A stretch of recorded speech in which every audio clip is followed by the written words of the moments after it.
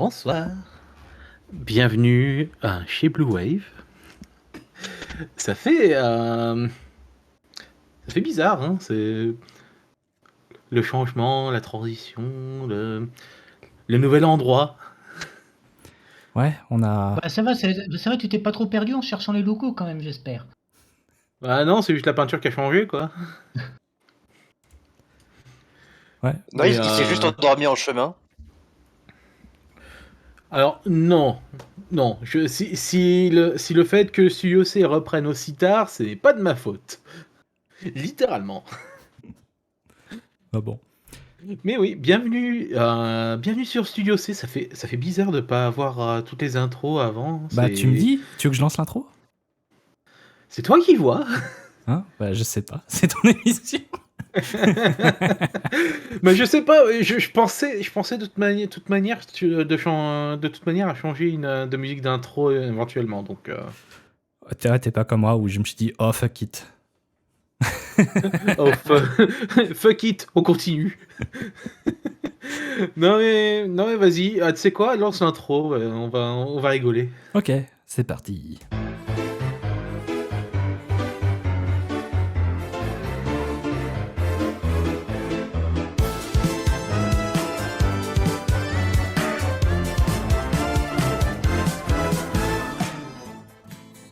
Et ben voilà. Là, on se sent on est à comme la chez maison. soi. Ouais. Voilà, là on est à la maison. Vous voyez ce que je viens de faire, c'est j'ai accroché un cadre avec ma photo et c'est mon tour, ça y est. Voilà, bienvenue sur Studio C, chez Blue Wave. Voilà, nouveau nom pour tout le monde, hein, quasiment même. Enfin, surtout pour moi. Voilà, donc le nom a changé. Maintenant, je serai Starshine Bomber ou Star. Donc, le nom change, mais la connerie reste la même. Ah, tu m'as devancé. Ah bah oui. J'ai beau, j'ai beau avoir l'air lourd, mais je suis rapide. Hein. Surtout quand il s'agit de dire des conneries. Ferme ta gueule.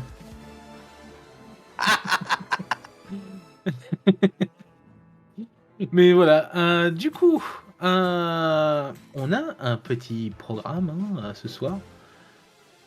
Parce que j'aime bien revenir sur une émission, et en fait, bah, il y a le monde qui est en train d'exploser, donc c'est rigolo. Ouais, Voilà, attends, ce soir. ça a pas encore tout à fait explosé. Ils sont juste en train d'armer les bombes nucléaires. Demain, de toute façon, il y aura pas besoin de rediff, t'inquiète pas, il y aura plus rien de vivant. Oh, pratique.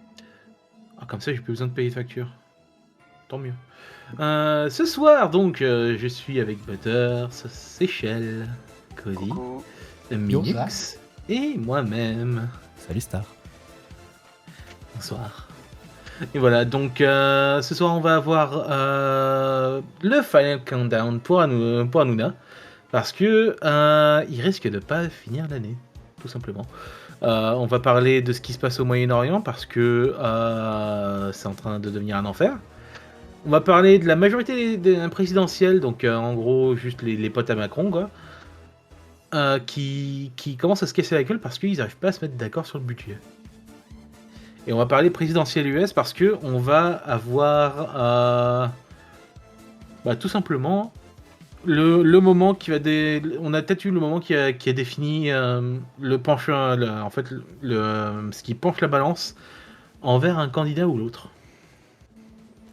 Ouais, surtout que c'est dans quoi? Dans 10 jours maintenant? Un peu moins de 10 jours. Ouais. Ouais, c'est 5 novembre. La fin du monde. Voilà, donc c'est dans 2 semaines. Ah bah Voilà, ouais. donc 2 semaines avant la fin du monde. Merci pour le poisson.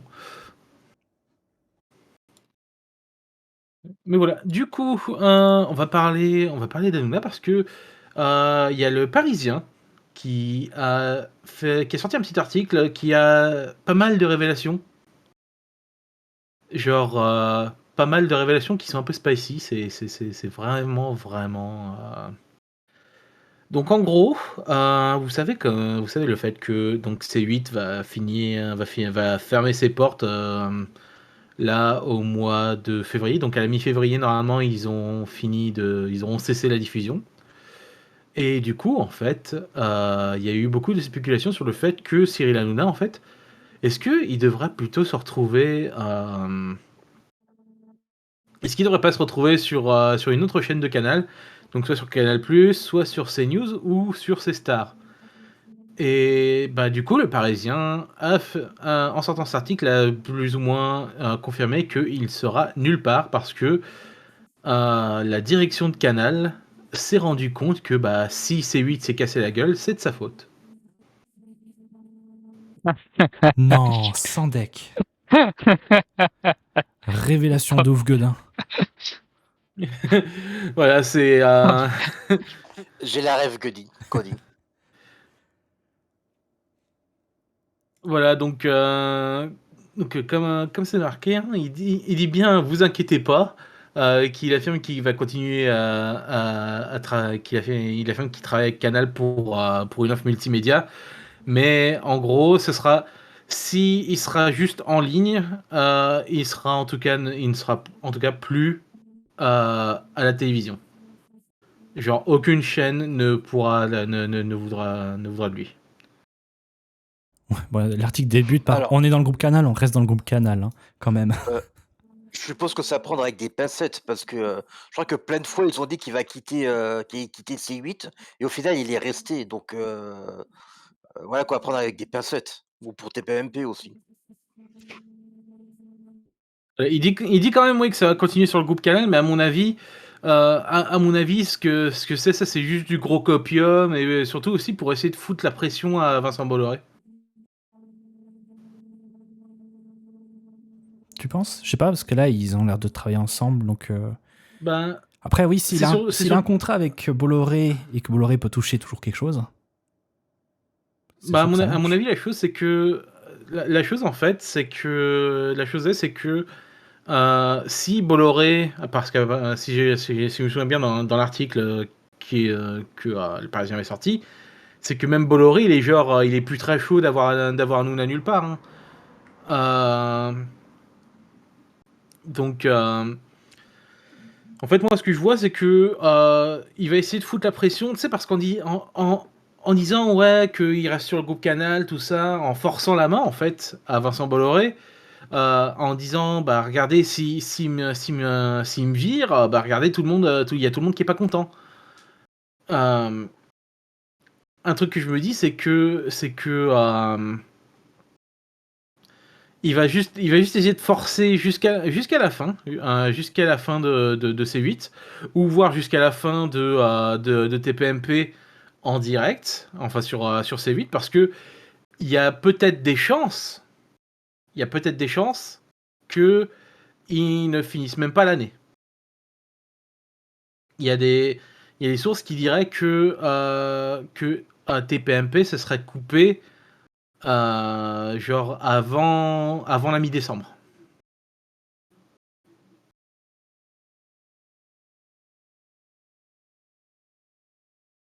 Donc là, je vois parce qu'il y a les journalistes de Le Parisien qui répondaient à des questions et un qui demandait que pense Vincent Bolloré de Cyril Hanouna. Vincent Bolloré est un homme très secret, donc difficile à dire, mais tous ses proches nous disent qu'il est triste et furieux de la fermeture de C8. Et je note que pour la première fois en 12 ans, l'avenir de Cyril Hanouna dans le groupe Canal n'est pas assuré, alors qu'en juillet, quand l'Arcom a pris sa décision, il semblait évident pour tout le monde que TPMP rebondirait dès le 1er mars sur C-Star. Car si Cyril Hanouna n'était plus sur C8, vous le retrouverez ailleurs, avait d'ailleurs indiqué le 9 juillet Gérard Brice Viret devant l'Arcom. Ouais, parce que à mon avis, genre ils ont dit ça devant l'Arcom, genre bah même si vous l'enlevez de C8, il sera ailleurs. Mais à mon avis, ça c'est juste là, c'était juste au moment quand l'Arcom a fait sa décision. Entre-temps, ils ont dû réfléchir bien fort parce que derrière, en fait, la chose est, c'est que t'auras pas besoin du même budget, par exemple. Pour TPMP, t'auras plus besoin du même budget si c'est juste en ligne. T'as plus besoin de mettre autant de pognon dans l'émission si ça va être juste un truc en ligne, genre sur MyCanal. Surtout que Je dis ça, je dis rien, mais c'est aussi un bon plan pour le groupe Canal parce que quand tu ne diffuses plus sur la TNT, tu n'es plus régi par les règles de la TNT.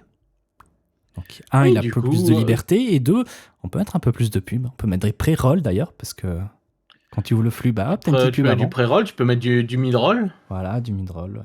Enfin, bon, faut pas quand même faire fuir les gens, mais tu peux mettre des bannières ou ce genre de choses, c'est sûr. C'est quoi du pré-roll et du re-roll? Alors, Alors, du pré-roll, c'est avant en fait le début de l'émission. Tu as. Ah, Enfin, mais- avant que tu rejoignes le stream ou que tu regardes l'émission en replay, tu as en fait des pubs qui sont jouées, genre 3, 4, 5 pubs. donc en gros, le Et pré-roll, c'est avant le début que tu regardes. Mid-roll, c'est au bon milieu. Genre, tu regardes et d'un coup, ça coupe, puis ça te joue une pub. Et après, bon, t'as le post qui est généralement quand t'arrives à la fin de l'épisode. Mais c'est un peu plus rare. Mhm. Ok, je comprends mieux, merci. Et voilà, du coup, c'est ça aussi un peu la chose que je me dis, c'est que si ils se retrouvent sur Internet aussi, seulement, il y a aussi la chose que oui, il sera moins limité, donc à mon avis, il sera encore plus sanguin que sur C8. Même si, à mon avis, ce qui risque de se passer, c'est plutôt que ce soit donc l'Arcom qui va gérer ça. Ça va être la justice en elle-même directement, parce que si ils commencent à dire des choses qui sont vachement, on va dire épicées, bah là, ça a pu être chez l'Arcom que tu vas rapporter les choses. Non, là, ça va être Pharos. Ça va être la police. Ah, c'était déjà le cas maintenant, en fait. Ça a dépassé trop les bornes, mais avant, on avait un peu ce tampon où ça dépassait pas les bornes, mais on pouvait reporter parce que c'était dans leur convention. Puis maintenant, ils peuvent, soit ils continuent comme ils faisaient avant, puis en fait, bah, ils ont plus trop de problèmes, hein, ils sont plutôt libres. Après, effectivement, porter plainte, ça, tu pouvais faire même avant Ah ou non, c'est après, juste ça en change fait, pas. quand tu utilises Pharos, c'est pas vraiment un dépôt de plainte, hein, c'est juste genre, tu rapportes ça bah, à la police, parce que c'est un truc qui se passe sur Internet, donc eux, ils régissent ce qui se passe avec tout ce qui est hébergeur en France. Et bah, derrière, ils vont devoir agir, parce qu'il y aura des actes racistes, des choses dans ce genre-là. Ça n'empêchera pas que les gens pourront rapporter la chose sur Pharos. Oui, parce que Pharos, c'est juste pour signaler. En fait, on sent. C'est pas pour faire un dépôt de plainte ou un truc comme ça. C'est-à-dire que, Oui, par oui, exemple, tu oui. vois une personne qui a des grosses pensées suicidaires, tu peux le signaler sur Pharos et après, c'est eux qui vont aller contacter et faire les recherches nécessaires pour identifier la personne et éventuellement aller lui porter une assistance. C'est un Ok, cas que ouais. j'ai eu il y a quelques années, pour ça que j'en parle. Ouais, du coup, tu peux juste tu peux juste faire ton, euh, ton report sur Pharos. Et derrière Pharos, donc vu que c'est la police et la gendarmerie, euh, ils vont faire leur enquête, ils vont voir qu'est-ce que c'est que le contenu, et ils vont pouvoir agir. Donc derrière, s'il pense qu'il a plus de liberté en étant hors TNT, et ça va lui tomber sur le coin de la gueule.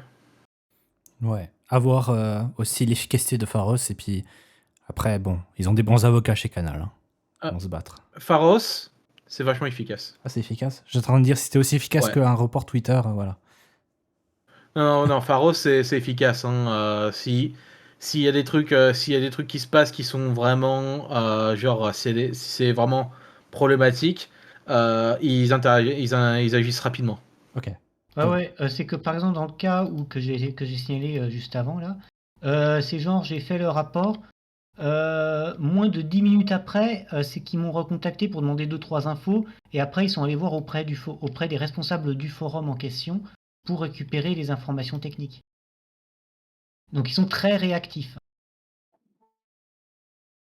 C'est ça le truc avec Pharos aussi, c'est que euh, c'est une équipe assez bien foutue, donc ils agissent rapidement. C'est pas genre ils ont pris 3-4 boomers qui connaissent rien, c'est vraiment Pharos, c'est des pointes niveau technique. Et c'est des vrais, c'est des vrais policiers et gendarmes. Donc c'est vraiment des gens qui ont été entraînés. Ok, donc c'est pas le petit papy de la petite brigade Ah non, là, marseillaise c'est... qui est déjà chargé, qui s'en occupe, quoi. Ah non, là c'est vraiment une unité dédiée, c'est la police nationale, donc c'est vraiment un truc, je crois qu'il se trouve sur Paris. Et c'est vraiment des gens qui sont bien entraînés, qui connaissent la technologie, qui connaissent Internet, et du coup qui pourront agir, qui agissent rapidement pour pouvoir s'occuper de ce genre de trucs-là. Ok, c'est cool. J'avais un peu peur de l'efficacité parce qu'on sait que la police est un petit peu lent en général. Bon bah cool en fait, ok. J'ai jamais eu affaire, jamais tenté de faire un report non plus. Donc. Ça m'est arrivé une fois. Après, j'ai pas été recontacté, donc c'était parce que c'était un truc qui était en train de se faire reporter en masse parce que euh, bah c'était l'époque Bataclan. Ah ouais. Voilà, c'est Hmm. ouais, donc t'avais des trucs qui s'étaient passés à l'intérieur qui étaient en train de se faire poster. Voilà, donc ça avait pas sa place sur Internet, surtout sur Twitter, quoi. Ouais, un endroit si visible, ouais. Hmm. Et voilà, donc perso, j'y crois à moitié le fait ils finissent pas l'année.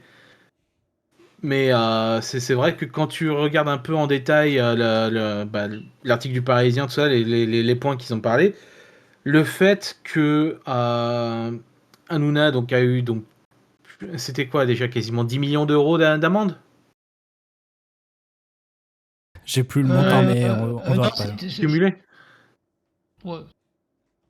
Ouais, enfin, clairement, il a collectionné les amendes comme certains collectionnent les timbres Panini. Donc entre les amendes records, le fait qu'ils le payent tellement cher, le fait qu'ils ont eu tellement de problèmes avec les annonceurs à cause de ça, qu'ils se sont fait, ils perdaient de l'argent. Ils perdent de l'argent quand le, un des trucs à mon avis qui a appuyé surtout sur le côté de faire sauter C8,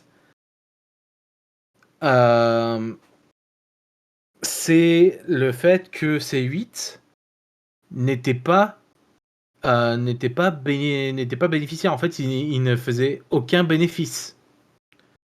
Genre l'an dernier, je crois, ils avaient dit ils étaient dans le rouge. Ils avaient fini à moins 73, 75 millions, un truc dans ce genre-là.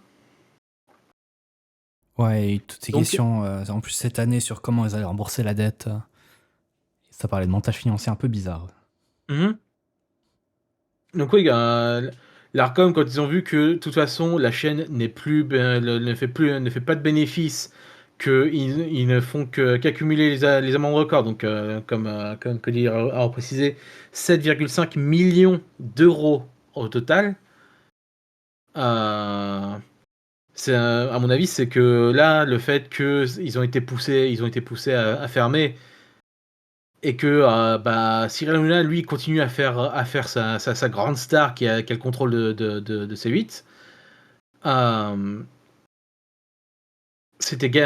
pour moi, c'est une espèce de garantie que là, ils en ont marre.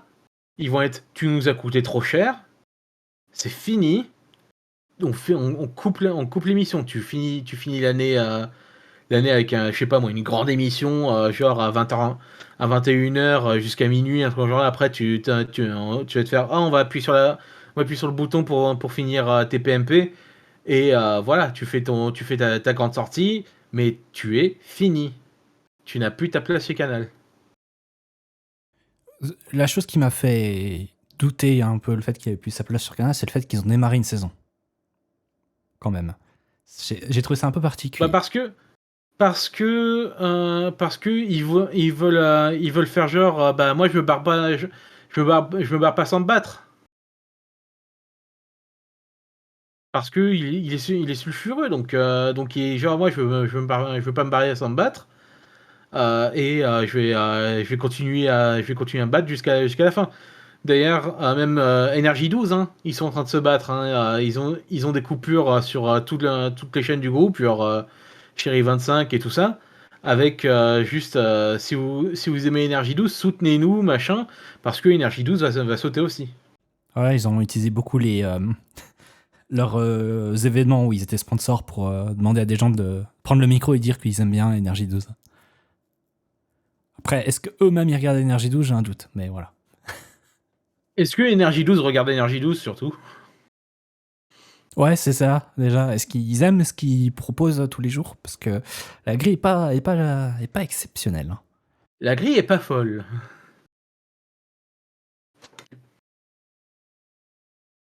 Ouais, quand tu proposes plus rien d'intéressant, genre à un moment ils avaient Doctor Who, maintenant ils ont plus rien. Ah ouais, non, non, pour moi l'Arcom ils ont fait une bonne décision sur Energy 12. Mais ouais, sur le fond, pour moi, j'aimerais bien voir Hanouna ne pas terminer l'année parce que ce serait quand même vachement le coup de grâce genre du groupe Bolloré. Genre c'est bon, tu te casses, j'en ai marre de toi. Mais voilà, j'y crois pas entièrement. Voilà. Bah du coup, je pense qu'on peut passer au sujet suivant. Hein. Quitte à parler d'embrasement, autant continuer à parler de choses qui sont en train de s'embraser. On va parler du Moyen-Orient. Donc avec très simplement ce qui se passe avec Israël.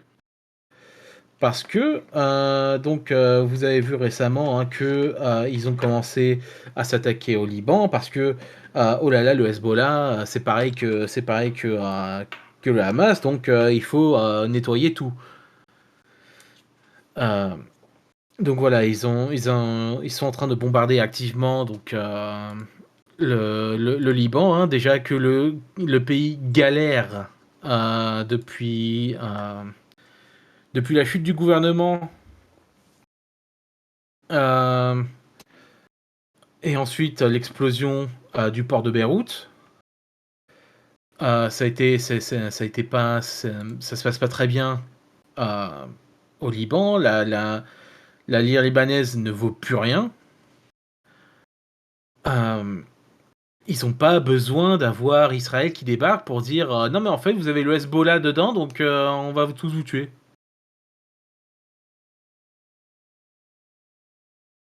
Surtout que là, la nouvelle du jour, c'est que ça monte. C'est plus juste le Liban, c'est que ça touche même l'Iran à nouveau, quoi. Donc c'est reparti. Voilà donc Ils s'attaquent à ils tous ont leurs voisins. apparemment parce que et là en fait parce que c'est un truc qui a été ravivé parce qu'il y a des soldats qui ont été vus avec un patch d'un truc qui s'appelle le Grand Israël. Et il y a certains experts qui se sont penchés dessus, qui se sont penchés sur ce que Israël est en train de faire. Et il y a de fortes probabilités qu'en fait Israël est en train d'essayer de pousser à ce que le Grand Israël soit un vrai truc. Donc le Grand Israël, c'est plus ou moins en gros.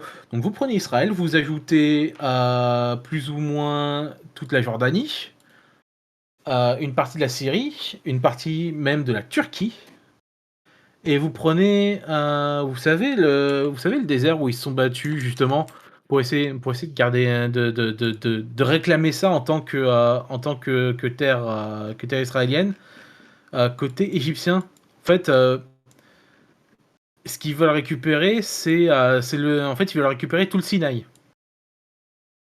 Donc tout le désert du Sinaï parce que pour eux, en fait, leur territoire s'étend en gros du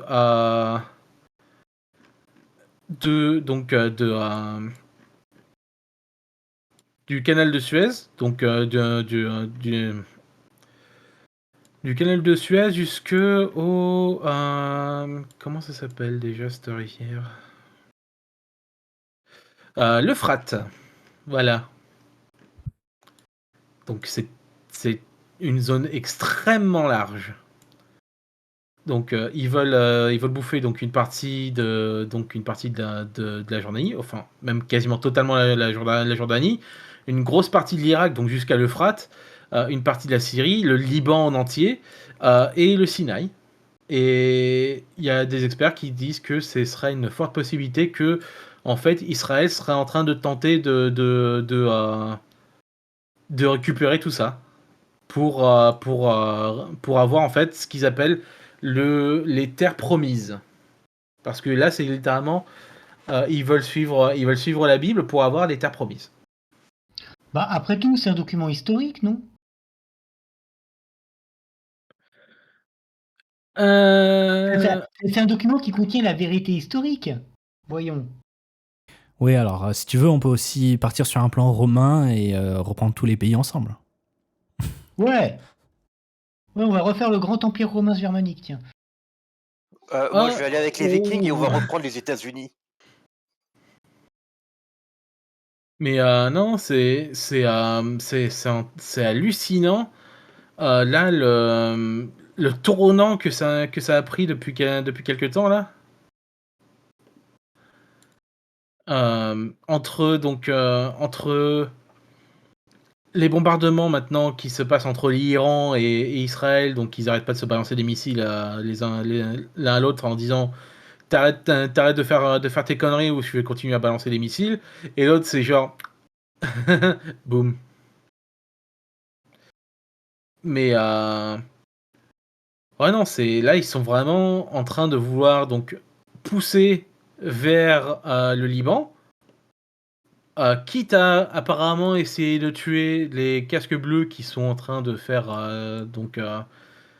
qui gardent littéralement ils sont obligés de les casques bleus sont obligés de garder la frontière entre Israël et le Liban parce que sinon Israël ils iraient tout le temps se battre et tout le temps essayer de foutre la merde.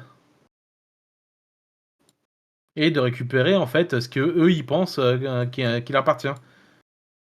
Donc ils ont tiré plusieurs fois sur des camps de l'ONU, donc des petites bases militaires qui sont là pour faire le garde.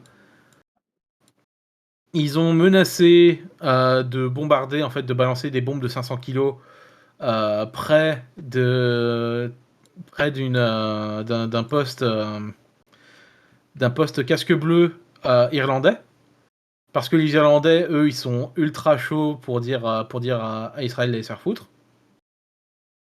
Parce que dans leur histoire, les Irlandais, ils ont connu l'oppression, ils ont connu l'oppression, les génocides, tout ça. Donc ils sont vraiment genre non mais en fait ce que vous êtes en train de faire c'est littéralement ce que vous avez subi pendant la Seconde Guerre mondiale. Ouais, enfin, c'est toujours bizarre parce que tu vois ce qu'il sait de faire, on se dit, bah, ça ressemble un peu à ce que la Russie sait de faire en annexant des pays. Ça ressemble à ce qui se passait durant les guerres mondiales avec l'Allemagne qui essaie de s'étendre. Mhm. Et là, on voit ça et on a tous les pays arabes qui condamnent l'agression, sauf l'administration américaine qui dit que c'est des manœuvres d'autodéfense. Voilà. Mhm. Bon. Genre même quand le Liban, même quand le Hezbollah ne faisait rien, ils étaient genre ah non mais en fait ils vont faire quelque chose.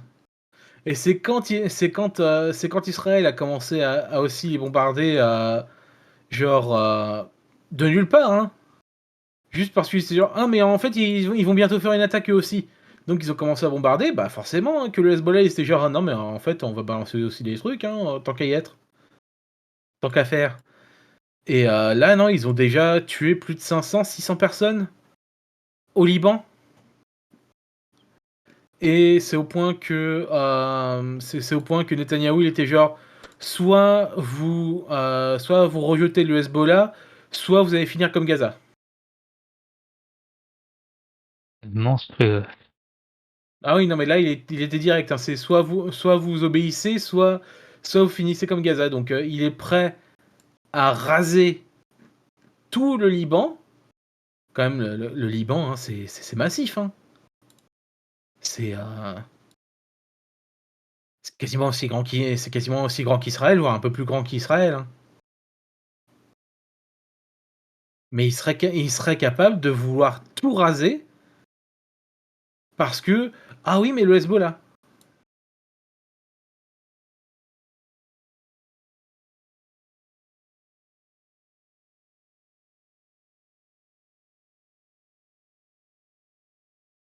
Pardon, il y a quelques instants, j'étais avec les services de renseignement. On dirait qu'ils n'ont frappé autre chose que autre chose que les cibles militaires. J'espère que c'est la fin. C'est Joe Biden qui a dit ça à des journalistes. Il y a quelques instants, sachant que actuellement le bilan des frappes israéliennes dans l'Iran s'alourdit à 4 morts. Donc, 2 autres Voilà, membres de l'armée de la République islamique d'Iran ont succombé à leurs blessures et sont tombés en martyrs, a annoncé l'agence officielle IRNA, citant un communiqué de l'armée. Voilà.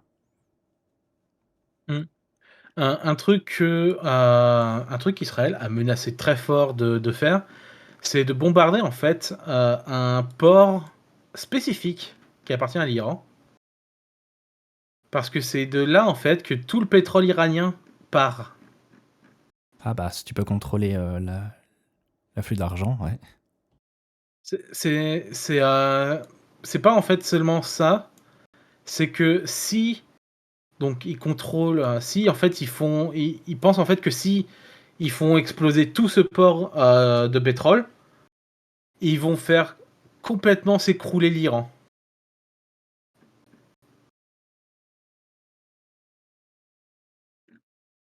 Donc en fait leur idée c'est tout simplement de vouloir, faire sauter l'économie pour en fait, soi-disant ensuite affaiblir, le gouvernement, tout ça, le pays en lui-même, et qu'il s'écroule par lui-même.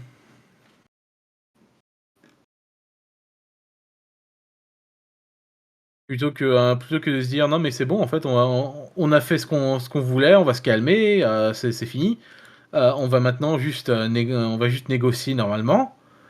Bah non, là ils sont déterminés à vouloir tout détruire au Moyen-Orient et à vouloir, faire leur expansion, comme ils veulent. Ben, en même temps, d'un autre côté, c'est qu'il y a vraiment personne qui tente de les retenir. Donc, bon, pourquoi ils Bah s'arrêtent maintenant là? maintenant, il y a la France qui s'est enfin décidé que: «Ah bah tiens, on va arrêter de leur envoyer des armes». Ouais, alors ça, pareil, avec Macron qui a joué la girouette comme pas possible. Ça Ah a non, mais pris on n'envoie trop pas d'armes longtemps. à Israël. Ok, on va arrêter d'envoyer des armes à Israël. Ok. Non, mais en fait, on va juste leur envoyer des trucs pour se défendre. Ouais. C'est la girouette, Macron.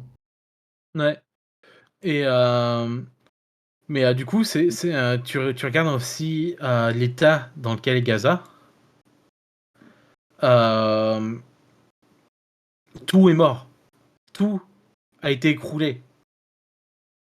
80 de Gaza a été écroulé, ça va prendre, ils ont dit ça va prendre 30, peut-être une trentaine d'années avant que Gaza puisse être à nouveau comme il était avant. Il y a des,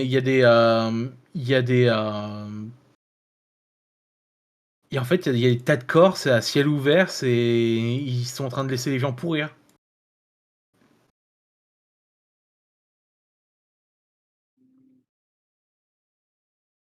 J'ai envoyé un pavé qui, donc, le directeur général du World Health Organization, qui dit qu'effectivement à Gaza, la situation est catastrophique actuellement.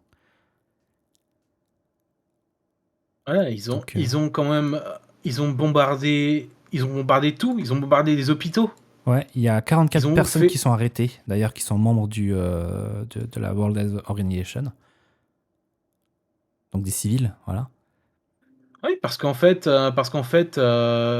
Israël ne reconnaît plus personne. Tu Harley tu tu Davidson. non mais c'est par contre là, c'est pas marrant. Heu, tu les tu les volontaires qui sont allés donner à bouffer, qui essaient de nourrir tout le monde. Ils se sont fait bombarder. T'as des gens qui faisaient littéralement rien, qui n'avaient rien à voir avec le Hamas. Ils se sont fait sniper. Il y a des enfants qui ont été bombardés, qui ont été massacrés parce que ah mais peut-être dans le futur ils vont devenir des membres du Hamas. Ben, Il y a des villages qui ont été rasés parce que trop près du mur.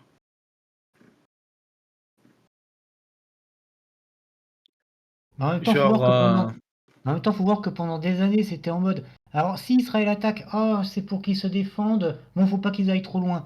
Quand, euh, quand c'était côté palestinien, où il y avait une incursion, oh là là, c'est une attaque terroriste. Et donc, du coup, Israël pouvait répondre. Là, maintenant, ils ont compris, ils peuvent faire ce qu'ils veulent. La communauté internationale fait rien du tout. Ils bombardent des hôpitaux et compagnie sous prétexte qu'il y a des tunnels permettant au Hamas. Enfin, il faut peut-être arrêter le délire. C'est que de toute façon, la bande de Gaza est tellement petite que tu peux pas avoir un centre militaire d'un côté et très éloigné de la ville. À un moment, Gaza, c'est vraiment la bande de Gaza, c'est vraiment ridicule en taille comparé à la population quand même. Donc, bah oui. donc ils sont en train de dire ah oui mais c'est qu'il y a des membres du Hamas. Oui, bon, en même temps c'est pas trop compliqué. C'est un peu la seule armée auquel ils avaient accès. Bon. Euh, et après donc du coup ils bombardent et après c'est en mode oh là là attention il y en a qui sont en train de s'énerver là et donc ils rebombardent pour éviter. Enfin, après tout le principe de base est très simple. C'est que si tout le monde est mort, bah t'as plus d'ennemis. Donc à la limite c'est plus safe. Un autre truc qu'ils ont fait aussi, c'est que c'est une autre technique qu'ils ont fait qui est aussi illégale par rapport au droit, à tout ça, et aussi au droit international, et aussi tout ce qui est en fait les règles de guerre, tout le bordel. C'est que ils font un peu comme la Russie, ils font, c'est qu'ils bombardent une première fois, les gens ils vont essayer ils vont aller pour aider tout ça, et ils bombardent une deuxième fois. Très efficace pour tuer les secouristes ça. Bah oui, t'enlèves les secouristes, t'enlèves des autres civils qui sont à essayer de terrer leur famille. Bah non, tu fais en sorte qu'ils les rejoignent. C'est plus marrant comme ça. Mais ouais, non, il y a un documentaire que Al Jazeera a fait. Parce que en plus, Al Jazeera, de manière générale, ils essaient de rester neutres au niveau de leur info. Mais là, vu qu'ils ont été bannis d'Israël, littéralement, euh, ils ont tout un documentaire sur les crimes de guerre que les soldats israéliens ont commis. Alors ouais, puis en plus, sachant que Israël, dans la bande de Gaza, vise les journalistes aussi avec une très grande précision, parce que s'il n'y a pas de journalistes, il n'y a personne pour remonter ce qui se passe. Donc du coup, ça leur laisse encore plus les mains libres. Oui, il y a justement des journalistes qui ont parlé dans ce documentaire. Israël les appelle, l'armée israélienne les appelle, et ils leur disent: vous avez un quart d'heure pour vous barrer, sinon vous allez mourir. Et ils leur disent: vous devez aller là-bas. Et en fait, bah, pour aller là-bas, tu dois passer dans un endroit où ils sont en train de tirer activement. Où ils snipe activement. Où ils bombardent activement. Bref, pas l'endroit le plus safe pour passer, ouais. Voilà, donc t'as aussi un journaliste d'Al Jazeera qui... bah, en fait, ils ont tué toute sa famille. Ils ont tué toute sa famille. Donc, il était, lui, au niveau d'un des hôpitaux que Israël n'avait pas encore bombardé, mais qui menaçait justement de bombarder. Euh, Bah en fait, c'est là-bas qu'il a appris que l'armée israélienne avait bombardé toute sa famille et que il y avait en fait, je crois, il y avait que une ou deux personnes qui étaient encore vivantes. Ses enfants, sa femme. euh, il y avait aussi genre des tantes et tout genre là qui ont tous été tués. Aussi, il me semble aussi qu'ils ont détruit le registre national du cadastre. Donc ça va être très sympa après pour si après ils décident de laisser quelques personnes de vivants au milieu de la bande de Gaza, ça va être très sympa pour pouvoir répartir les terres et gérer les héritages. Donc certains suspectent justement ils ont fait ça pour créer une terre sans peuple, afin après qu'ils puissent s'attribuer tout ce qu'ils veulent, sans même avoir qui que ce soit qui pourrait leur contester la propriété. Bah, en fait, c'est ce qu'ils veulent derrière, c'est que c'est un plan, hein, que certaines personnes du gouvernement et que d'autres aussi, des hyper sionistes, on va dire, qui veulent absolument que le gouvernement continue ce qu'ils sont en train de faire à Gaza, c'est qu'en fait, ils vont tout raser, virer tous les gens qui sont encore vivants, genre littéralement littéralement les déporter dans d'autres pays, hein. Parce que, soi-disant, oui, il y a tel pays qui est ouvert à en prendre quelques millions, machin genre là. Et en fait, pas derrière, nous, on s'installe à Gaza. Et Gaza, ça redeviendra la terre que c'était censé être. Ça redeviendra israélien. C'est super comme idée, en fait. Là, le fait qu'ils aient tout détruit à Gaza, c'est pas seulement pour détruire, c'est pas pour détruire Hamas, c'est pas pour dire genre, ouais, mais ils sont peut-être dans ce bâtiment-là. Non, c'est que là, c'est tout raser, tout tuer et en faire une terre israélienne. C'est du nettoyage ethnique. Hein. C'est du nettoyage ethnique, Voilà. pur et simple. Et puis Bah, c'est qu'on parle beaucoup de la bande de Gaza, mais du côté de l'autre côté, je me rappelle plus comment ça s'appelle. C'est la Palestine Palestine. occupée, plus ou moins.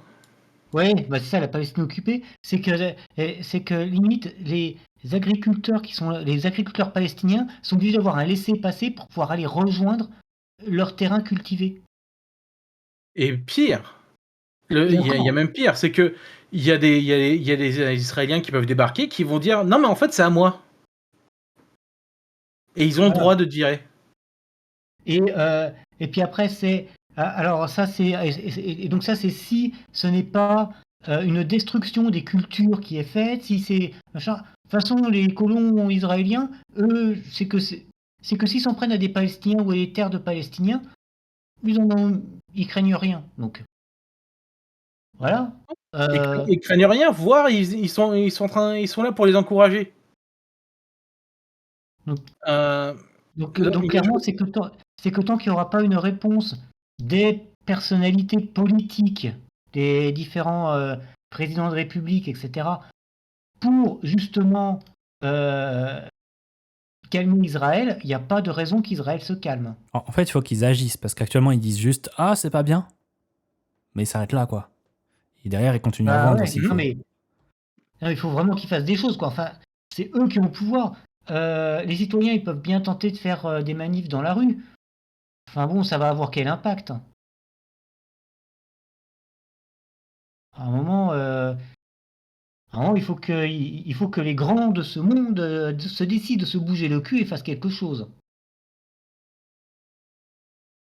Mais bon, ouais, la chose derrière qui se passe donc du côté occupé, c'est que donc ils sont en train de réduire de plus en plus l'espace où ils se trouvent. En fait, ils font des espèces de micro bandes de Gaza avec là où se trouvent les Palestiniens, parce ils sont en train de faire, en fait, ils font de la ségrégation tout simplement à des villages, des machins genre là où ils sont de plus en plus serrés, où ils ont de moins en moins de droits à être là où ils veulent. Et derrière, bah, c'est genre du jour au lendemain, ils peuvent être genre ah bah en fait non, nous on veut récupérer ce terrain là-bas donc vous dégagez. Et ils vont venir avec les bulldozers, déjà des bulldozers de guerre. Hein. Ils ont des bulldozers de guerre. Euh, donc des machins renforcés, par balles, tout le bordel. Et ils vont venir éclater ta baraque. Et derrière, ils vont dire: «Ah non, mais en fait, non, tu n'habites plus ici, c'est ici, c'est chez, des terres israéliennes, donc tu dois aller te barrer», tout simplement.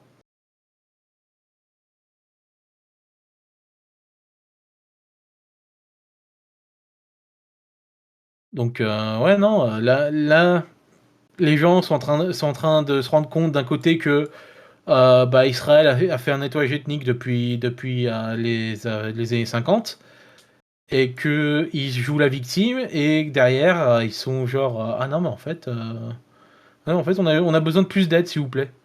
On a besoin, ils sont méchants, s'il vous plaît.»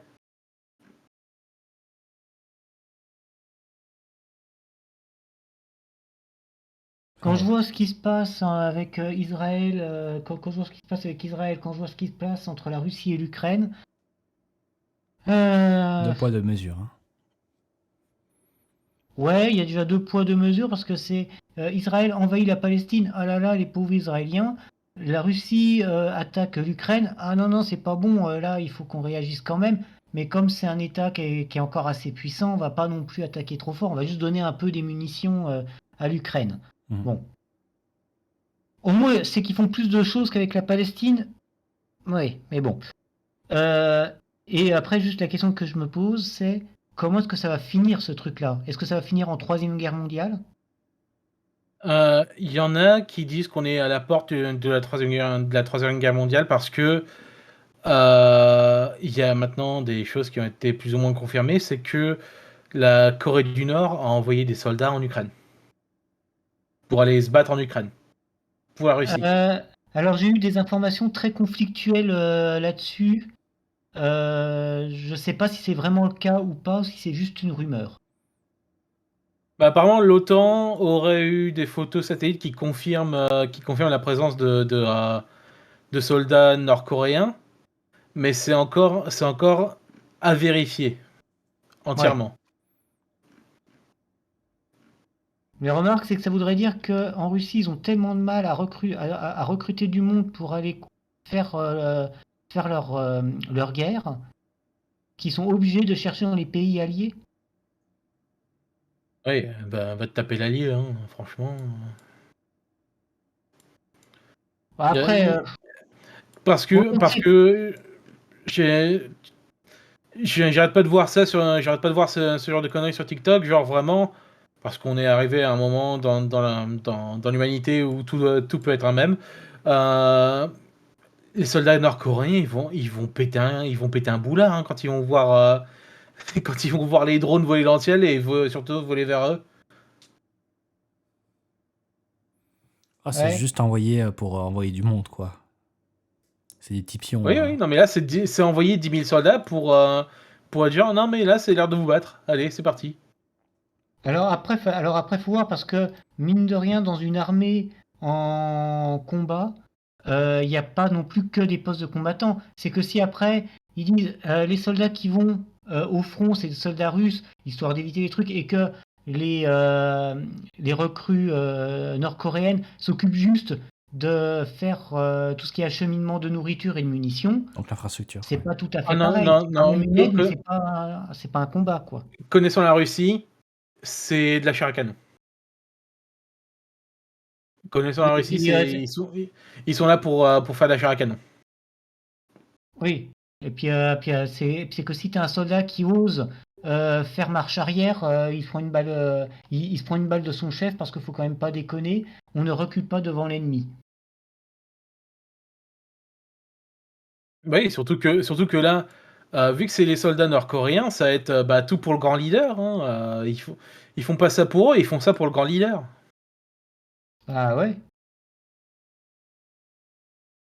Alors, de ce point de vue-là, eux, ils sont sincères parce ils ont été formés à penser que leur grand leader, c'est un dieu vivant.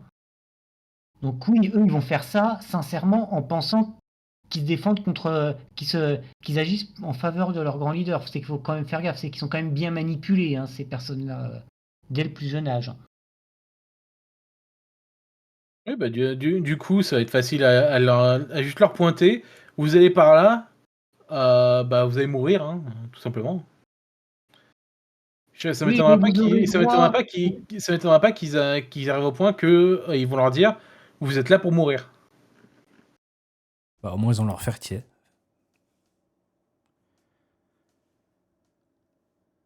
Ah bon. On a un petit peu Ouais. décalé du sujet. Oui, on va Mais, pouvoir décaler ouais. du sujet. On va parler, on va parler de politique. Parce que, il y a le budget 2025 qui est en train de se faire voter. Heu et du coup, il y a pas mal de points apparemment où les députés côté, de chez Macron, et ben, ils s'entendent pas. Donc, là où en fait ils pensaient que, ah bah, ils pourraient avancer tranquillement, et bah, il y a pas mal de députés apparemment qui seraient un peu genre, «Ah ouais, mais en fait, ça c'est pas trop bien, tout ça». Au lieu de juste appuyer sur le bouton, en fait, de faire le pouce-bouton pour la majorité présidentielle. Il y en a, ils sont genre, pas très chauds sur les décisions qu'ils prennent. Donc, il y a beaucoup de, il y a beaucoup de choses qui ne sont pas votées ou qui sont rejetées. Donc, là, par exemple, ils viennent de rejeter, l'alourdissement des malus pour les voitures essence et diesel. Et en fait, c'est arrivé à un point où ça avance tellement pas le budget là, que, il pourrait y avoir un 49.3 qui flotte. Donc, on on change pas une équipe qui gagne, hein, avec Macron. C'est bien le titre de Ouest Ouais, France. ouais, Le gouvernement alors je pense collectionne que les le plus marrant, défaites. ouais, je pense que le plus marrant serait qu'ils échouent leur 49.3. Ça Ça, serait difficile parce que malgré le fait que, le RN et, bah, le bloc, donc le bloc de gauche, ait effectivement la majorité qui pourrait voter à ce genre de truc-là, le RN ne vote pas, vote l'opposé de ce que, tout ce que, le Front populaire votera. Donc, si le Front populaire vote pour une censure du gouvernement, bah, le RN, il votera à l'opposé. Si le RN vote oui pour la censure du gouvernement, la le Front populaire votera non. Parce que ce serait: «Oh regardez, l'extrême gauche et l'extrême droite, ils se sont alliés, oh là là!»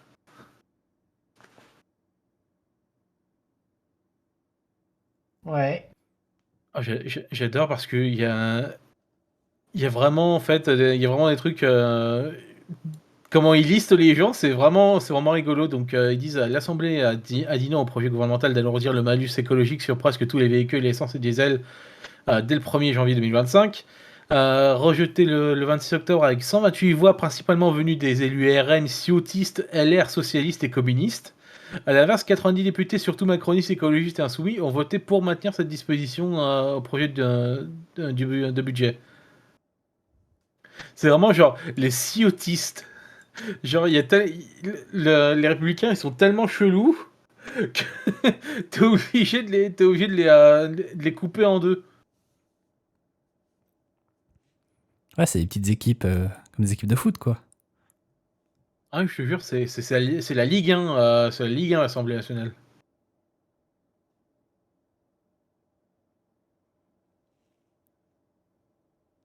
Ouais, donc du coup, ils ont jusqu'à minuit, en fait. Euh, Ce que je vois là, c'est donc, que l'examen du texte budgétaire doit théoriquement s'achever avant minuit, avant le vote solennel, mardi. Donc, là, il y a apparemment Sandrine Rousseau qui dit il y a peu de doutes, il y aura il va très probablement y avoir un 49.3 aujourd'hui. Alors, la météo aujourd'hui, nous prévoyons 10 degrés à Marseille, 12 degrés à Londres et 49,3 à Paris.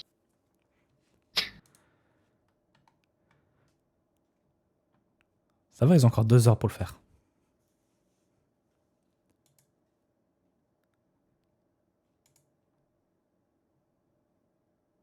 Oh, ça devient... C'est vraiment marrant. On dirait que c'est juste une répétition de tous les anciens gouvernements qui étaient sous Macron, en fait. Chaque année, c'est la même histoire. Bah ouais. Voilà. J'aime bien le calendrier embrumé. Avec 1932 amendements encore au programme et un examen qui doit théoriquement s'achever samedi soir, avant le vote solennel prévu mardi. L'Assemblée semble se diriger vers une impasse calendaire. Le gouvernement pourrait recourir au 49.3 pour passer sans vote et réécrire le texte.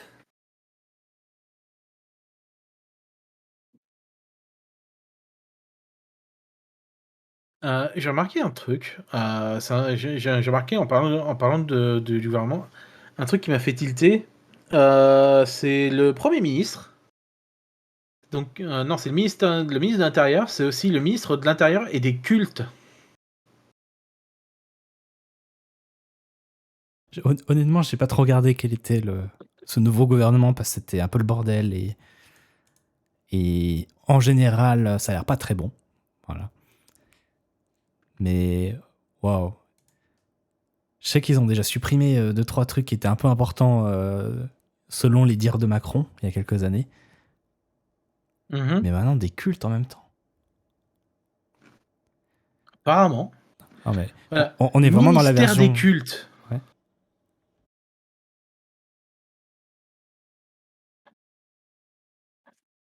C'est ok. C'est comme j'ai discuté avec d'autres, c'est un peu la version d'essai du Rassemblement national au gouvernement, en fait. Hein.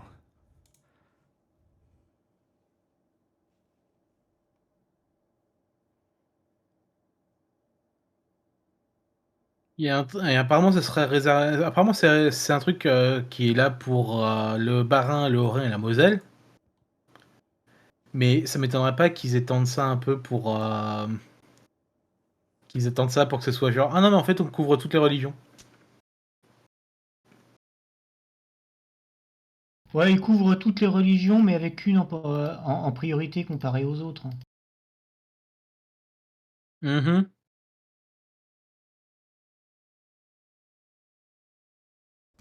Je vois un titre sur la tribune, ça me fait marrer. Budget 2025. Emmanuel Macron s'agace des hausses d'impôts et du coût du travail. Ouais, à qui la faute? Le travail n'est pas un coût, le travail est une richesse.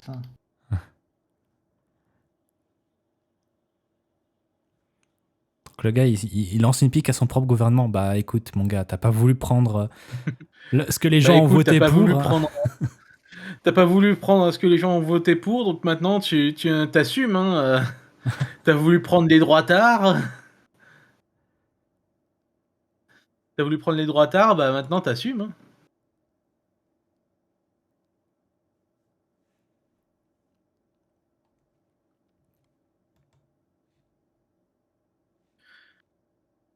J'adore, je suis allé voir sur la page de Bruno Retailleau, sur Wikipédia. Mhm. Il y a un badge, il y a un badge, euh, il y a un badge des 3 R, donc les règles des 3 révocations, parce qu'en fait, c'est marqué les contributeurs sont tenus de ne pas participer à une guerre d'édition, sous peine de blocage.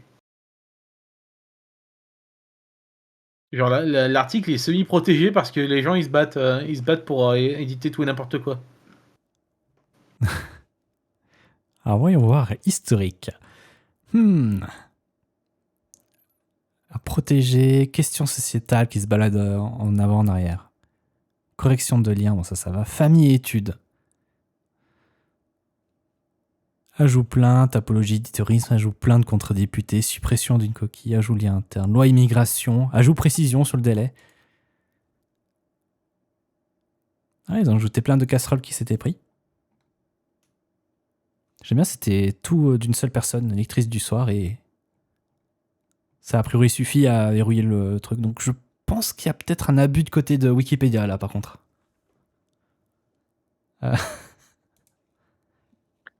Ah, dis donc, lectrice du soir, tu as fait beaucoup d'éditions. Hein. Ouais, elle a fait beaucoup d'éditions, mais c'était pas une bagarre, donc c'est un petit peu bizarre. Enfin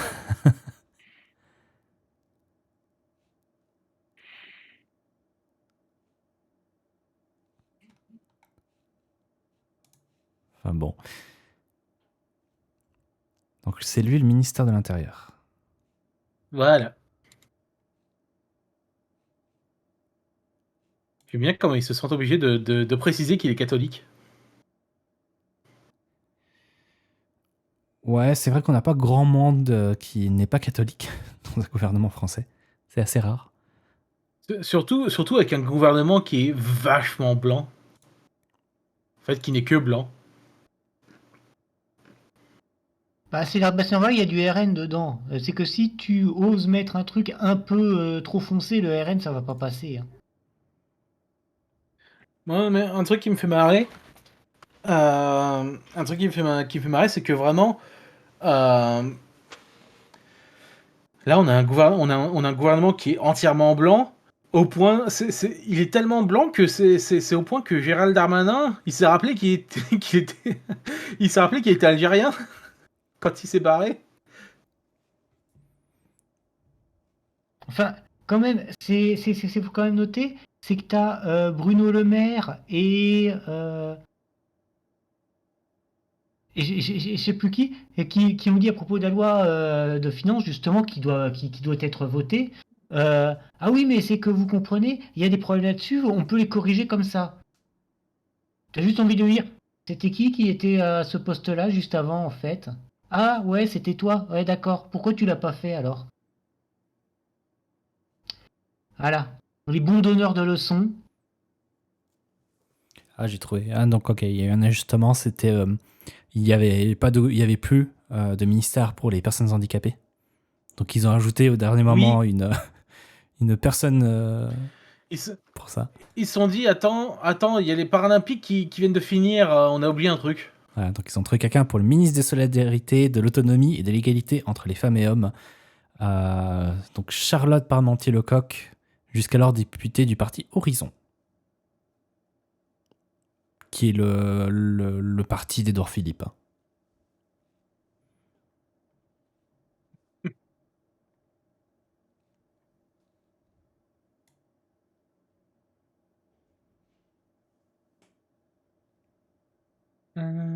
Qui a changé, Du coup, tiens. Qui a déjà changé, ils ont mis un homme à la place maintenant. oui, parce que, En scrollant dans la page, maintenant, ça me dit que c'est Paul Christophe. parce que justement, tu peux pas avoir une femme au gouvernement, ça se voit quand même quand tu quand tu quand tu regardes qui est la direction, bah forcément hein, que ça va être que des hommes. Ok. Charlotte Parmentier-Lecoq est devenue ministre déléguée. Voilà. Mais pas une ministre.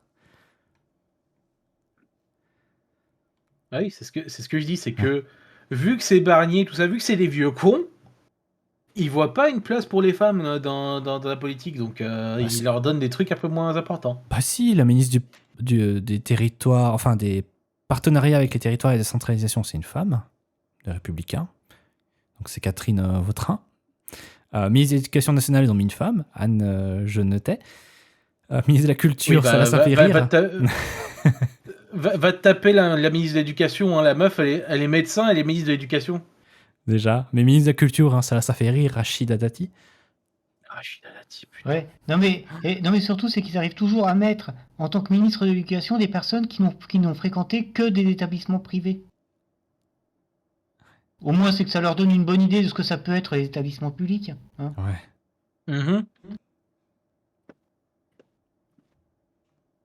Ah non, mais ils sont vachement marrants.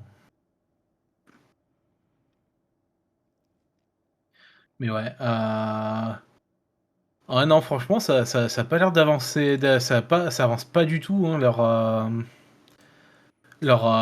vote. Donc, à mon avis, oui, le 49.3, il va peut-être tomber avant minuit. Donc, on va voir dans la prochaine heure et demie. Ça va être fun. Donc, dimanche, ça va être rigolo. Dimanche, ça va être très rigolo. Mais Mais voilà, je pense on va passer au dernier point, donc au niveau des présidentielles américaines, parce que c'est dans 2 semaines. Déjà, bordel, ça va vite. Et ouais, bah il y a déjà des gens Di- qui ont voté en avance, hein, ils peuvent, parce qu'il y a certains États où tu peux voter en avance. Et en fait, il y a toujours apparemment un truc aux États-Unis, c'est que environ 3 semaines, entre un mois et 3 semaines avant le vote, il y a toujours un truc qui se passe qui fait ça penche la balance envers un candidat ou l'autre.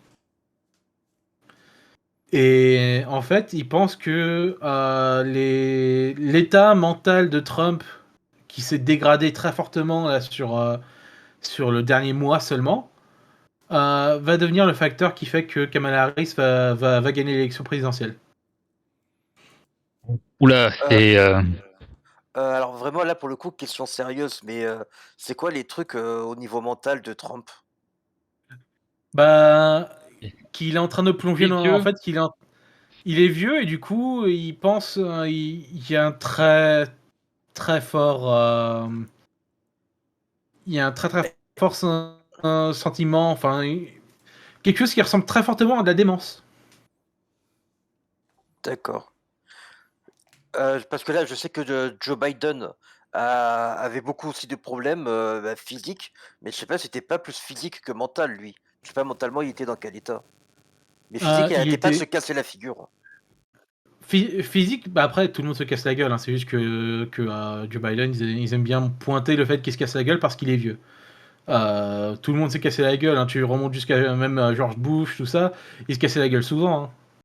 Oui, ben on se souvient tous de l'incident où il est tombé tellement fort sur son bureau qu'il s'est ouvert la joue parce que il s'est étouffé avec un bretzel et du coup il a fermé sa plaie avec un scotch, un morceau de scotch. C'est un truc qui a fait le tour du monde et on s'est foutu de lui pour ça. Mm. Oui, c'est vrai qu'il faut quand même noter que Trump a le soutien d'Elon Musk, qui gère un des plus grands réseaux d'influence quand même. Oui, mais en fait, surtout, en fait, Elon Musk, il voit surtout un intérêt pas mal sur le fait que Trump soit au pouvoir. C'est parce qu'en fait, tout simplement, si Trump passe au pouvoir, donc le Project 2025, il va passer. Donc ils vont commencer à faire Project 2025. Et bah, il y a pas mal de départements qui sont en train de faire des enquêtes, des machins genre là, sur Elon Musk, entre autres, sur Tesla, sur SpaceX, tout ça, sur ces machines biophysiques, tout le bordel qu'il est en train de faire, tu sais, pour implanter les machins dans le crâne des gens. Euh, et bah en fait, si tout ça saute, bah il y a plus d'OSHA, il y a plus en fait en fait il y a plus rien qui pourra enquêter sur lui. Ouais, il y a une sorte de petite Ouais. poignée de main un peu discrète qui s'est faite pour dire hey, si tu passes, tu peux faire que les entreprises travaillent un peu. Enfin, qu'il y a moins de limites sur les entreprises, quoi. Mhm. Et en échange, bah. Ouais, oui, son soutien, il n'est pas gratuit. Hein. Voilà. Ouais, mais Il Musk passe. joue beaucoup avec la loi parce que, effectivement, si tu n'es pas payé par le candidat, tu as le droit de faire de la publicité ou de promouvoir un candidat. Par contre, ce qui est dangereux, c'est le fait qu'il propose de l'argent en échange de vote. Et ça, c'est un peu Ah différent. oui, j'ai vu Ouais, passer ce truc-là. il a Et Oui, organisé des il loteries. a organisé une loterie. Il a organisé une loterie qui fédéralement est illégale. Tu ne peux pas payer des gens pour aller voter. c'est ça. Il joue un peu. Alors, ça dépend dans quelle façon tu lis ça, il me semble. Parce que. Corrige-moi si je me trompe, mais il me semble que tu n'as pas le droit de demander à voter une personne, mais tu peux dire à voter, pour voter, par contre, en général. Et je crois qu'il joue sur ça. Mais bah c'est surtout, bah en fait, c'est surtout il fait surtout ça sur des États clés. C'est pas genre sur les 50 États américains. Hein. C'est que que je chope la liste. Les swing states, hein, en général. L'Arizona, la Caroline du Nord, la Géorgie, le Michigan, le Nevada, la Pennsylvanie et le Wisconsin.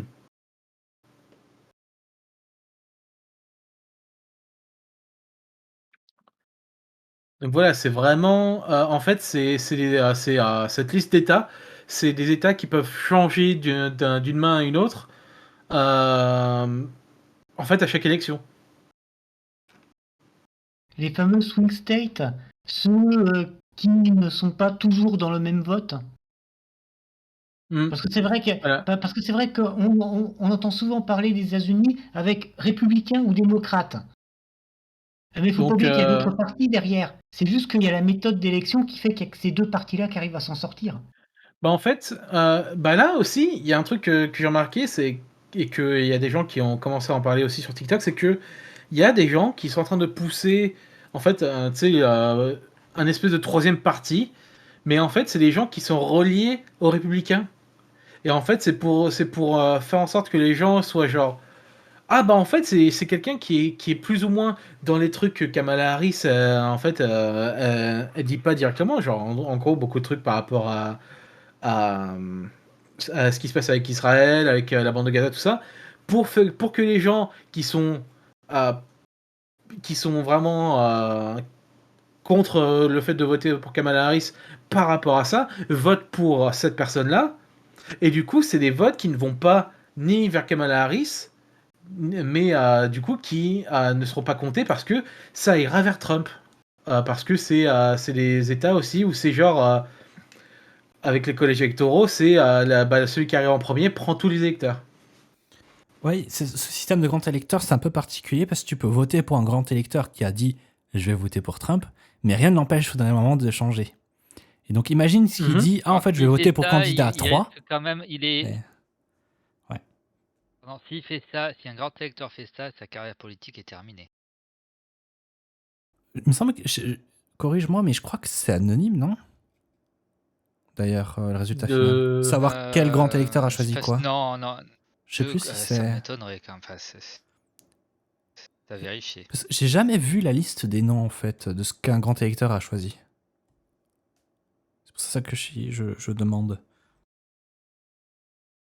Je sais pas du tout.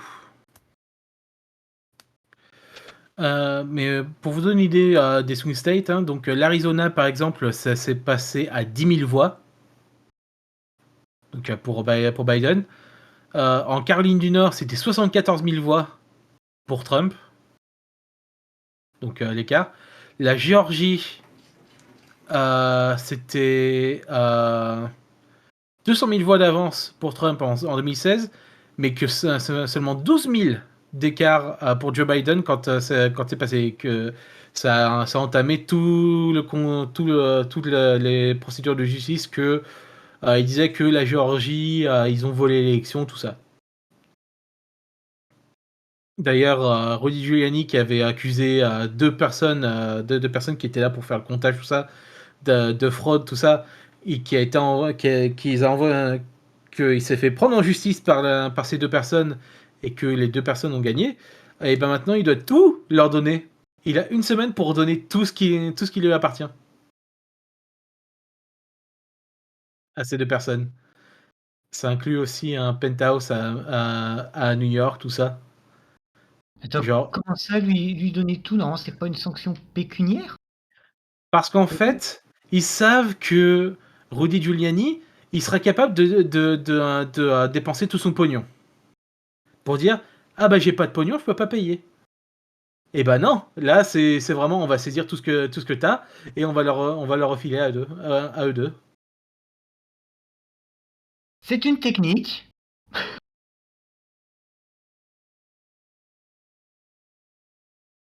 Donc voilà, donc la Géorgie, donc ça s'est passé à 12 000 voix pour Joe Biden. Le Michigan, en 2020, ça a été à 11 000 voix pour Trump en 2016. Et donc en 2020, ils n'ont pas mis le chiffre, je crois. Donc ils ont pas mis le chiffre pour Joe Biden en 2020, mais c'est Joe Biden qui avait pris l'avance en Michigan. Même s'ils pensent que il y a une chance que par rapport à ce qui se passe au Proche-Orient, donc avec Israël, tout ça, qu'il y a la communauté arabe du Michigan, qui représente à peu près 300 000 Américains, ne vote pas pour Kamala Harris.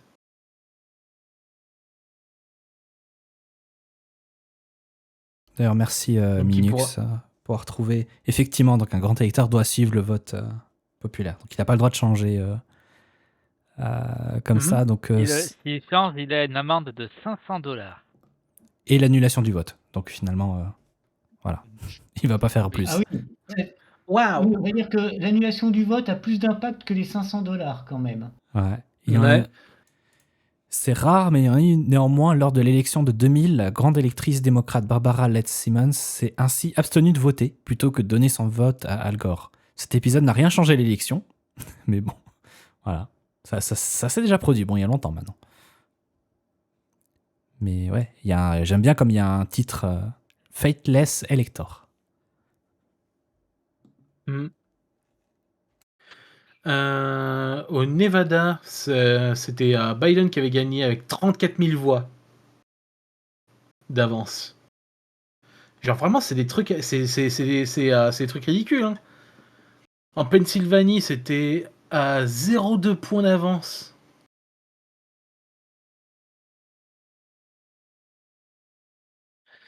Et ouais, non, c'est au Wisconsin, c'était 0,6 points d'avance pour Biden. Même si apparemment dans le Wisconsin, maintenant, c'est Kamala Harris qui est en tête avec 0,3 points.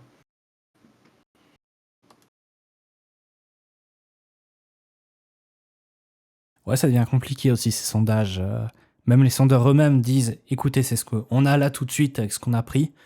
Ça peut changer à n'importe quel moment. Donc à chaque fois que Kamala Harris apparaissait au même niveau, voire en dessous que Trump, tout de suite c'était ouais, faites attention quand même.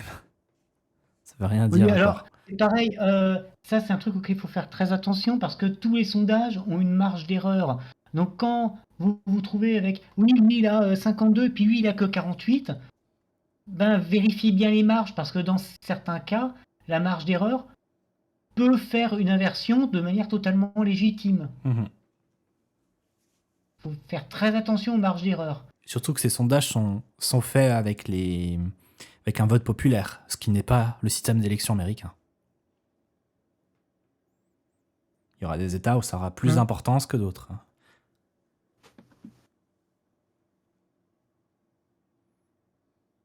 Mais ouais, non, quand tu vois.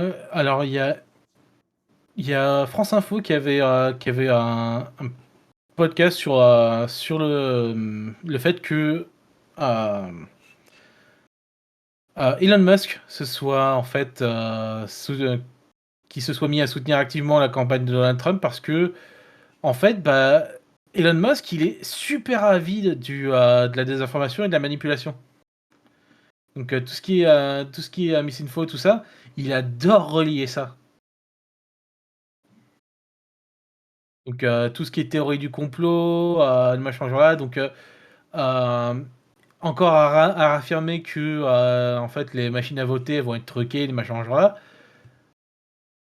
C'est Ouais, il s'est pris une plainte. hallucinant. Hein. Je crois direct tout de suite s'est pris une plainte. Que au passage l'entreprise avait déjà gagné quand Trump avait fait la même chose. Mais non, c'est intéressant parce qu'en plus, il change d'avis à ce qu'il arrange sur le moment. Donc, je me souviens, j'ai vu passer hier, il me semble, un truc où il parlait il y a quelques années que Wikipédia c'était super important et tout, puis qu'avant-hier, il disait ah ouais, mais c'est juste manipulé par des gauchos. Tu vois, c'est quand ça l'arrange, quoi. Exactement.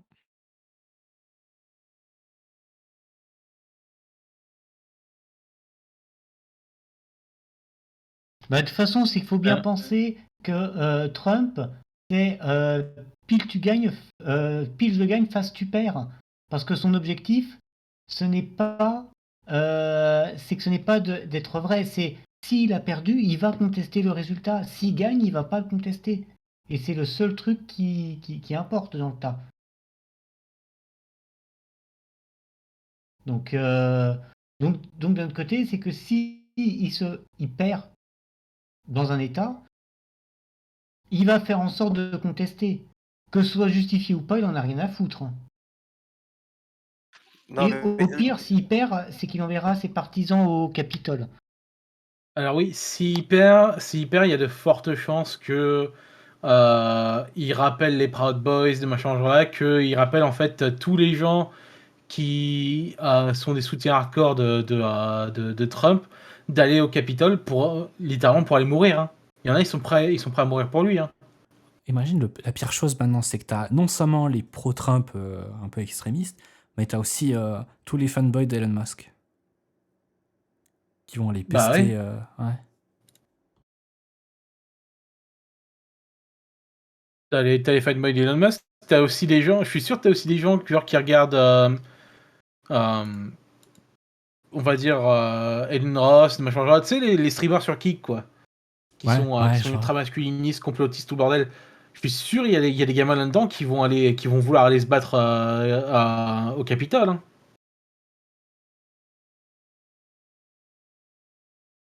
Ah, ça devient dangereux, encore une fois. Après, maintenant, il a plus l'immunité, donc si ça arrive à nouveau, puis que c'est un peu clair, ouais. Il a meilleur temps à rien dire et laisser à envoyer un signal à la limite, mais ne rien dire. Mais bon, il suffit qu'il ouvre le doigt et c'est bon. Hein.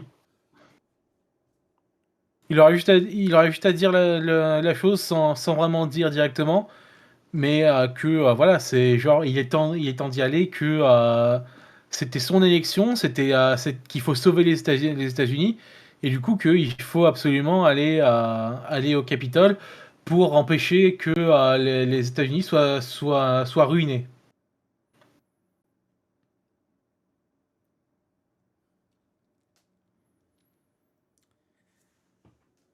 Enfin, ça va être très intéressant Donc, à voir. C'est quand précisément déjà ça a lieu? C'est le 2 Pardon, le 9 le 5. Oh putain, c'est au début de la semaine en fait. Donc ouais, la prochaine émission, on pourra discuter des résultats déjà. Ça, y aura pas de souci. Oui. Putain, c'est un mardi que ça arrive. Je pensais que c'était en fin de semaine. Non, mais parce que les États-Unis, c'est qu'ils votent pas le dimanche, parce que le dimanche, c'est le jour du Seigneur. Ouais, mais je pensais que c'était genre jeudi ou vendredi, tu vois. C'est en fait mardi, c'est ce qu'ils appellent le Super Tuesday, si je me souviens bien. Mhm. Ah, ça me revient, ouais.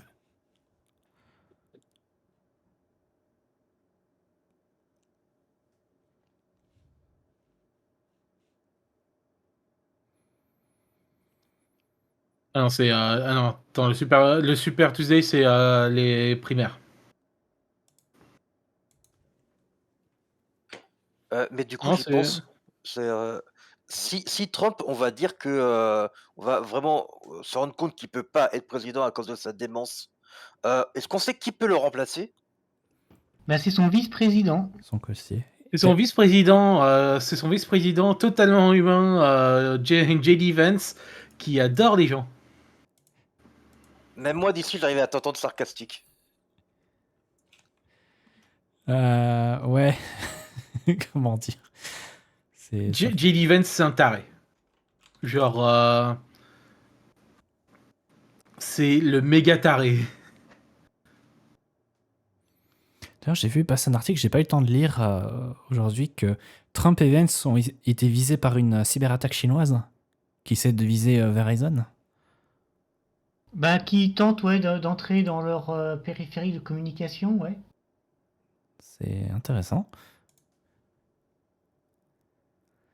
Une cyberattaque serait passée par l'opérateur téléphonique Verizon au sein duquel une vulnérabilité aurait été exploitée pour potentiellement intercepter des informations sensibles.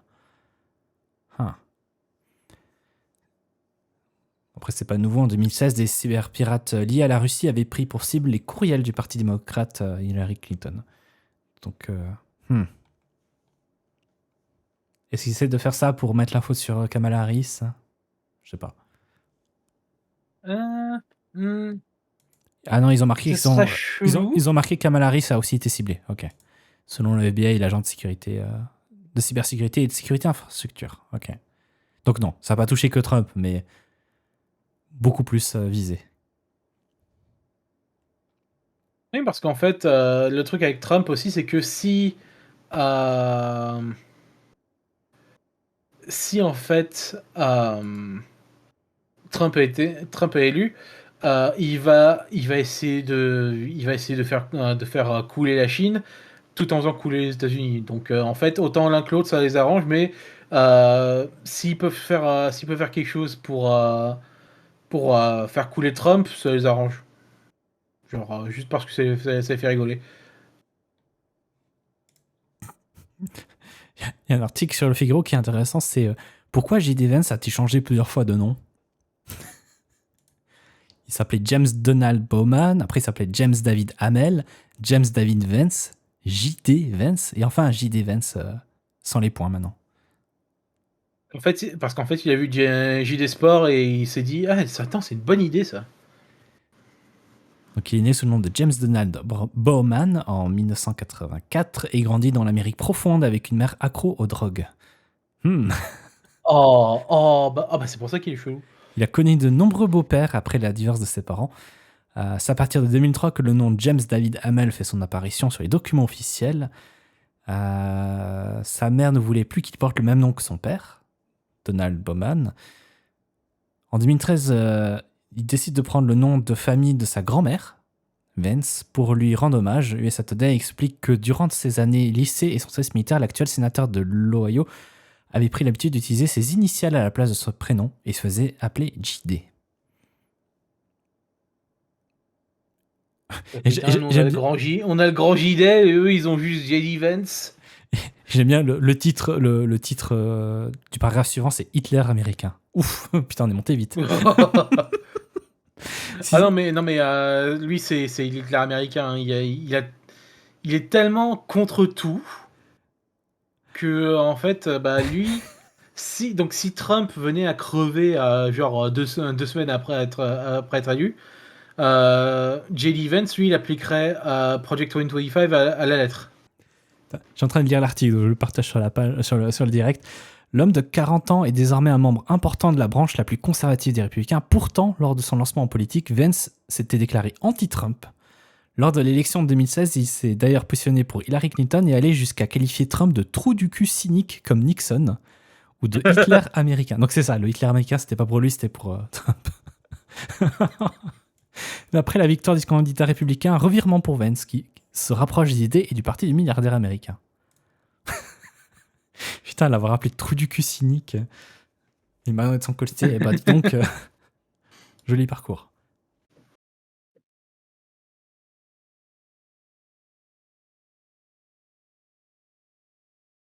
Mais voilà, ce que je voulais, en fait, la chose que je voulais surtout parler, c'était donc la chose qui faisait que ça va sûrement passer du côté de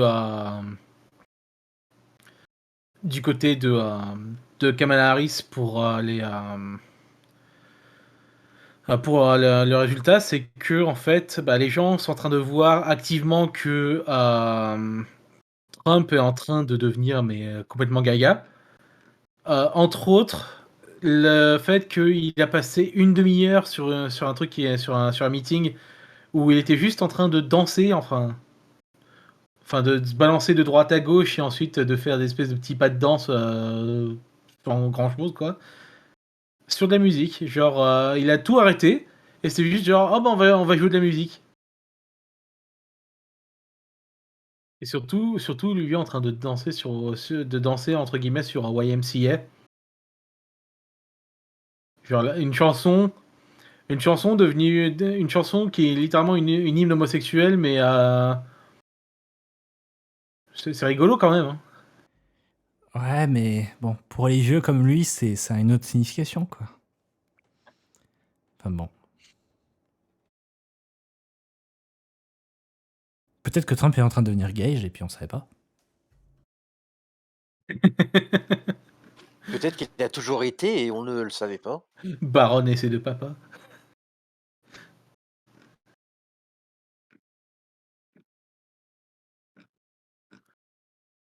Mais ouais, non, non, là, c'est. Il y a de très fortes chances que ce soit Kamala Harris qui gagne. Tu paries? On verra ça dans 2 semaines, hein, de toute façon. Mais, Ouais, mais il y a beaucoup de gens, en fait, qui font qui ont des prédictions qui sont solides à chaque fois, qui donnent Kamala Harris comme étant gagnante. moi, j'attends le résultat de Paul Le Poulpe. Il est mort. Oui, il est mort, de toute façon. C'est juste que on a déjà eu des surprises et on a envie. Après, est-ce que ça va marcher? Voilà. Après, il n'y a pas eu de fuite Ouais, de en mail plus, comme il y a eu avec Hillary. Donc, bah là, sur les derniers sondages, sur les derniers sondages qu'il y a eu, on est sur quasiment tous, soit sur un toss-up, donc ça peut être n'importe lequel, soit en fait c'est vraiment une vague bleue, hein. pardon. Donc vraiment vraiment un penchant vers le Parti démocrate. Et la plupart, en fait, ils donnent beaucoup, genre, euh, ils donnent quasiment 50% à chacun, sauf sur un ou deux, même un peu plus de la moitié, qui sont genre, bah, ils donnent 226 pour Kamala Harris, et après, il y a 93 toss-up. Ah ouais, Donc 93 votes qui sont encore indécis. ça fait un gros nombre. On va voir parce que Voilà. c'est toujours très compliqué les C'est- sondages aux États-Unis. C'est super compliqué les Ce qui est- sondages aux États-Unis. Entre les gens qui font exprès de mentir et puis ceux qui répondent juste pas. Donc on n'a vraiment jamais un bon échantillon. Vous voulez voter pour qui? Nique ta mère. Surtout que c'est toujours. Alors, je crois C'est un peu ça à chaque fois, c'est vrai. cette année, le nombre d'indécis n'a toujours pas changé. Je crois que c'est toujours 5%. Quelque chose du genre. Ouais. Ouais, donc voilà, c'est toujours un peu particulier quand tu sais qu'il y a toujours. Alors c'est petit, hein, entre guillemets, mais ça peut faire pencher la balance. Alors tu as par rapport au sondage, tout ça, hein, tu vois le graphe. Hein. Ça se croise et ça revient C'est la, ensemble. pre- c'est la première fois que je vois un graphe en forme de poisson. Je te mets sur le direct, c'est vrai que c'est marrant. Non, c'est pas cette page que je voulais mettre. Tac. Ouais. C'est bizarre que Trump remonte comme ça. Je suis en train de dire, est-ce qu'il y a eu tellement de mauvaises choses à propos d'Harris que ça fait changer la tendance? Euh, vraiment, en fait, il n'y a pas. À part son silence, entre guillemets, sur ce qui se passe au Moyen-Orient, que certains jugent pas très bon, même s'il y a la meilleure. Je pense que c'est le meilleur choix qu'elle fait, d'ailleurs. Mais non, j'ai trouvé ça particulier de voir qu'elle a commencé à se rapprocher à nouveau de Trump au niveau des sondages. Alors, le graphe que j'ai envoyé, donc ça, c'est juste cette année. Sinon, il y a ce graphe qui est le changement d'opinion depuis les dernières élections. Harris, Trump. Là, oui, tu ouais. vois qu'il y a vraiment un changement radical. Ouais, mais je sais pas si les gens avaient beaucoup d'opinions sur Harris parce qu'elle était vice-présidente. Hein. Parce qu'elle était vice-présidente, il n'y avait pas grand-chose à dire aussi. C'était juste un peu du RC, on la voyait pas trop. Elle a juste pris le contrôle des États-Unis pendant un jour, je crois, d'ailleurs.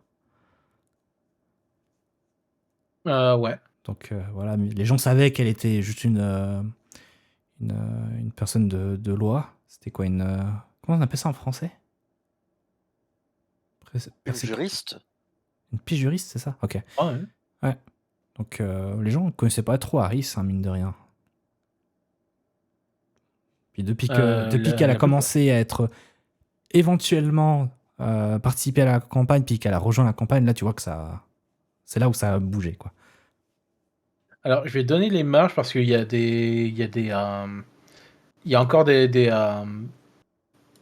sondages qui ont été mis à jour. Là, au plus tard, c'est le 25 octobre, donc hier. On est vraiment sur des marges, donc c'est tous vers Harris, hein, mais c'est 2,6, 1,1, 0,7, 0,3, 1,4, 1,2, 1,3. Avec la marge d'indécis qui est vraiment au plus fort, c'est 5,4%. Donc on est à pas grand chose que ça type juste de l'autre côté, quoi. C'est ça. C'est vraiment là tous ils donnent l'avantage à Kamala Harris, mais c'est des marges minimes. Et c'est quelque chose que les gens n'arrêtaient pas de dire, hein, que tous les gens, tous les journalistes, les experts, tout ça qui se sont penchés dessus, ils disent que ça va être une élection extrêmement serrée. C'est similaire à la précédente, en fait, finalement. Parce que... Peut-être plus serrée que la précédente, en fait.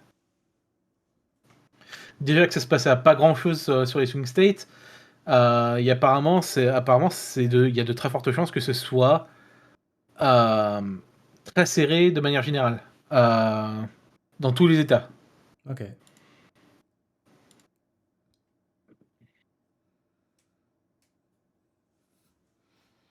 Je me souviens que les années précédentes, on regardait sur Wiki tous les sondages. Mm. Et on regardait chaque semaine. Qui paye un sondage. Ah non, mais là, sur beaucoup de sondages, sur 272 Win, la plupart des sondages, c'est vraiment genre... il y en a, c'est 49%, 49%.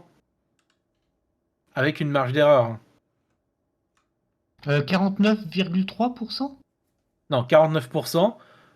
Donc 49 pour Harris, 49 pour Trump. Avec 2% d'indécis. Pour donner une idée, donc là, sur un... Parce qu'ils ont agrégé ils ont agrégé 13 sondages. La marge entre les deux, c'est de 0,3%. Il y a 47,8% pour Harris, 47,5% pour Trump. La marge est très très fine.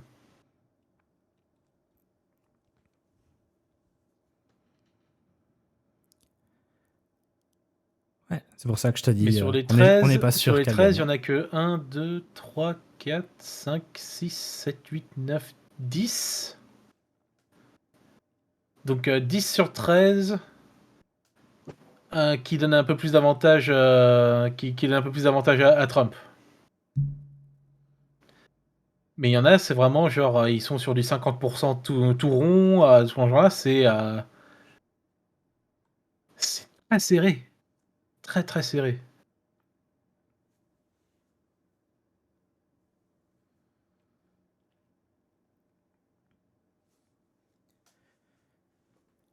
Voilà, après. Mais c'est arrivé à un point où pour la première fois, le Washington Post, il soutient aucun candidat. J'ai lu quelque chose à propos de ça. C'est qu'il soutenait Kamala Harris, mais que monsieur le patron, Jeff Bezos, est arrivé et a demandé aux médias de ne plus le faire. Alors, il dit ça sous prétexte de dire il faut de la neutralité. Mais voilà, c'est un petit peu bizarre aussi que c'est lui qui a dû se mêler.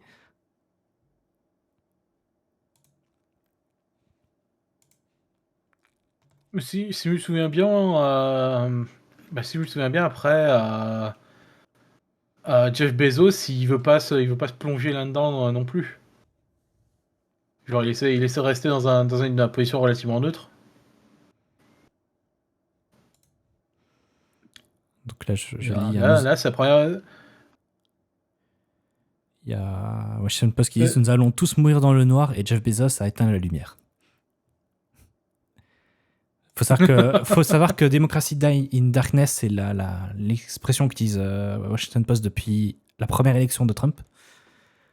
Et du coup, ils réutilisent beaucoup le fait que, voilà, on éteint assez facilement la lumière et là, ils disent, bah voilà, notre patron, enfin notre propriétaire est en train d'accélérer la chose.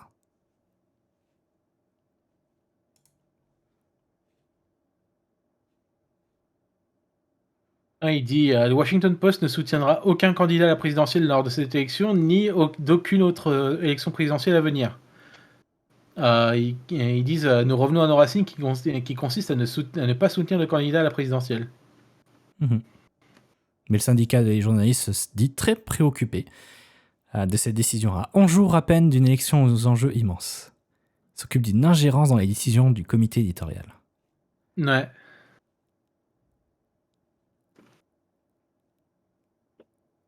Parce que je crois une chose en fait, je vois un peu peut-être la vision pourquoi le Washington Post fait ça, c'est parce que si ils annoncent qu'ils soutiennent par exemple Kamala Harris, c'est garanti que tu vas avoir Un procès. une invasion du Washington Post. Ah ouais. Entre autres. Mais je m'imaginais un procès, mais effectivement, aussi pour la sécurité, c'est pas très bon. Même pas un procès. Enfin, le procès qui se passerait si c'est Trump qui passe, c'est qu'ils iraient cramer le Washington Post. Hein, ils iraient détruire le Washington Post. Parce qu'ils verraient, ah bah c'est un média woke, bah du coup on va condamner le CEO, on va condamner le patron, tout ça, et tous les gens du Washington Post à mort, et voilà, hein, ça servira d'exemple. Surtout que Bezos veut absolument éviter de se mêler à ça parce que on rappelle qu'il a Amazon, mais pas que Amazon magasin, mais il a tout son système cloud et il a besoin il a des gros contrats avec le gouvernement américain. Il voudrait bien éviter de brûler les ponts. Tout de suite, tu vois. Voilà. Donc, oui. Après, voilà, je suis d'accord que le Washington Post devrait pas prendre de position en général aussi. Mais Jeff Bezos, il est pas ouvertement Trumpesque? Non. Non, il n'a pas fait de don, hein, je crois. Cette année d'ailleurs. non. Mais J'avoue, je m'étais pas posé la question, je m'étais juste dit, il est riche, donc il est pour Trump. non, je crois que je l'ai pas vu. Étonnamment, je l'ai pas vu son nom passer.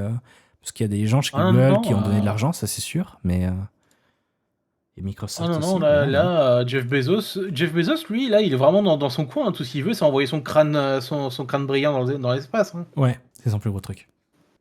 D'ailleurs, il a eu le contrat, donc il est content. Voilà, c'est son plus gros contrat maintenant. Ça va être c'est avec la NASA, vu que Boeing clairement, ils ont foiré. J'ai vu que Boeing ne fait pas partie de la liste des 15-20 entreprises qui vont travailler sur les projets futurs. Oui, parce que c'est genre, ouais, bon, en fait, votre capsule, elle est bien, mais elle va que dans un sens. Il y a encore, elle y allait. Elle est revenue quand même. Hein. Elle est revenue sans mais encombre au final. Elle est revenue vide, mais elle est revenue. C'est vraiment genre, ouais, vous avez quelque chose à réviser. Hein. Quelque chose, par quelque chose, c'est beaucoup de choses. C'est ça, voilà. C'est mieux de peut-être pas jouer avec la chance, hein, parfois. Voilà. Bah, du coup, je pense qu'on est arrivé plus ou moins à la fin de cette émission. Hein. Waouh. Fin de cette nouvelle. Cette saison 9, incroyable. Voilà, saison 9 de Studio C. Maintenant chez Blue Wave. Voilà. Bah, du coup, je sais pas ce qui se passe, moi, maintenant, les week-ends. Donc, je pense. C'est rendez-vous semaine prochaine pour le Be-Live. Et puis dans 2 semaines pour toi, quoi. Bah ouais, bah voilà. Et bah écoutez, on va vous souhaiter une bonne soirée, hein, et on vous verra la semaine prochaine pour Be-Live. Et donc, comme on a dit, dans 2 semaines pour un nouveau Studio C. Allez, ciao. Bye bye. Salut. À bientôt.